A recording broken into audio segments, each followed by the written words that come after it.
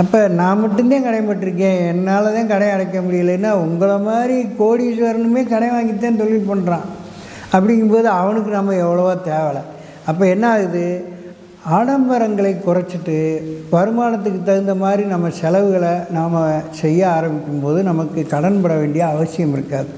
அத்தியாவசியமான தேவைகள் எதுவோ அதுக்கு மட்டும் நம்ம வருமானத்தில் எடுத்து செலவு பண்ணணும். சரி, ஏதோ அவசரப்பட்டு ஒரு தொழில் பண்ணினா நம்ம நிறையா சம்பாதிச்சிடலாம், வாழ்க்கையில் முன்னேறலான்னு சொல்லி ஆசைப்பட்டு ஒரு கடனை வாங்கி தொழில் பண்ணிங்க, அந்த தொழில் விருத்தி ஆகலை, கடன் பட்டோம், லாஸ் ஆகி போச்சு.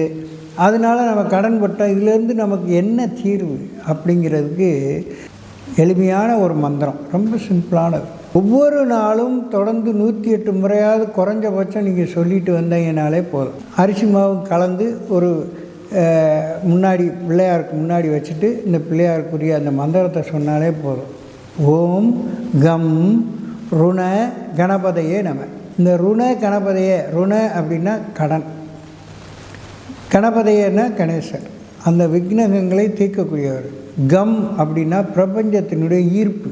பிரபஞ்சத்திட்டேருந்து நம்ம ஒரு கோரிக்கையை வச்சு என்னுடைய கடனை தீரு அப்படின்னு வேண்டுறோம் இல்லையா, அது கணேசன் அந்த தடையை நீக்கி பிரபஞ்சத்திட்டேருந்து அந்த பணத்தை வாங்கி கொடுத்து நம்முடைய பிரச்சனையை சீக்கிரம் நமக்கு விடுவிச்சு கொடுப்பார்.